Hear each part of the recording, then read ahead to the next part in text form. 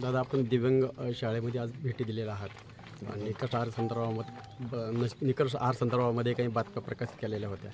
आज तुम्ही भेटी दिलात, काय जाणून घेतलं? नाही, कसं आहे, आज दिव्यांग विद्यार्थ्यांचं वसतिगृह आहेत आणि त्यांच्या शिक्षणाची व्यवस्था याच ठिकाणी आहे.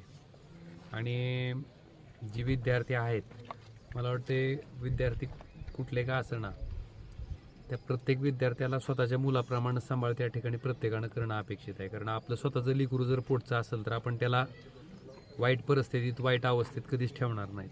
आपण त्याची काळजी घेतो. मला वाटतं हे तर दिव्यांग असणारे सगळे विद्यार्थी आहेत, त्याची काळजी सगळ्यांनीच घेतली पाहिजे.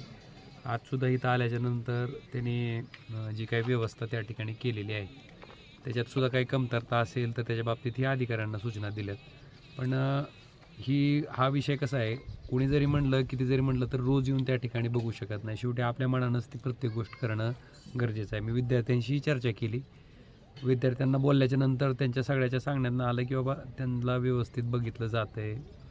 फक्त आता त्या दिवशी जी काही म्हणजे व्हिडिओ आला सगळ्यांच्या समोर, तो खरंच वाईट होता. कारण विद्यार्थी तसंच ताटात हात लावत म्हणजे घासत बसला आहे.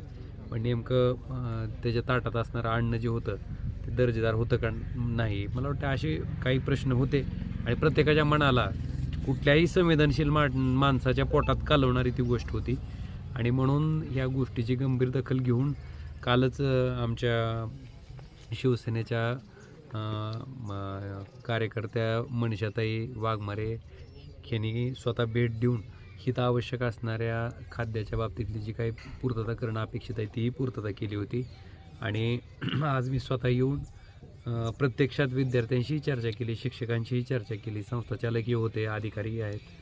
ते सगळ्यांनाच सांगितलं की बाबा स्वतःच्या पोटच्या लेकराला ज्या प्रमाणे आपण सांभाळतो तशाच पद्धतीने ह्या सगळ्या लेकरांचा सांभाळ व्हावा ही अपेक्षाही त्यांच्या सगळ्याकडनं व्यक्त केली. त्यांनी मला सगळ्यांनी आश्वस्तही केलं आहे.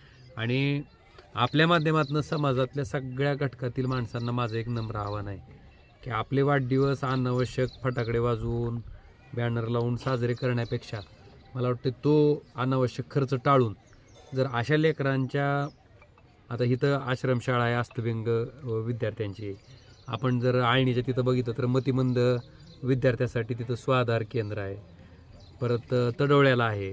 मला वाटतं अशा ठिकाणी आपल्या वाढदिवसाला अनावश्यक खर्च करण्यापेक्षा ह्या विद्यार्थ्यांच्या पोटात जर अन्नाचं 2 घास आपण घालू शकलो त्या वाढदिवसाच्या निमित्तानं, तर मला वाटतं खऱ्या अर्थानं ती वाढदिवस साजरा केल्याचं समाधान आपल्या प्रत्येकाला त्या ठिकाणी लागल्याशिवाय राहणार नाही. आणि तशा पद्धतीचा वाढदिवस एकदा साजरा करून बघा, त्याच्यातनं मिळणारं आत्मिक समाधान तुम्ही स्वतः अनुभवा. निश्चितपणे मला वाटतं की पुढच्या कुठल्याही वाढदिवसाला कुठल्याही वेगळ्या ठिकाणी जायची तुम्हाला गरज वाटणार नाही. तुम्ही इथंच येऊन आपला वाढदिवस साजरा कराल.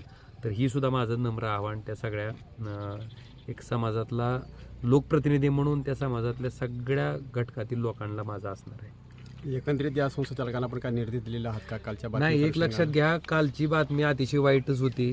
पण बघणाऱ्या माणसाच्या पोटात कालवल्याशिवाय राहत नव्हतं. त्यामुळे अशी दुरावस्था परत कधी होणार नाही ह्याची दक्षता घ्या म्हणून त्यांना विनंती मी केलेली आहे.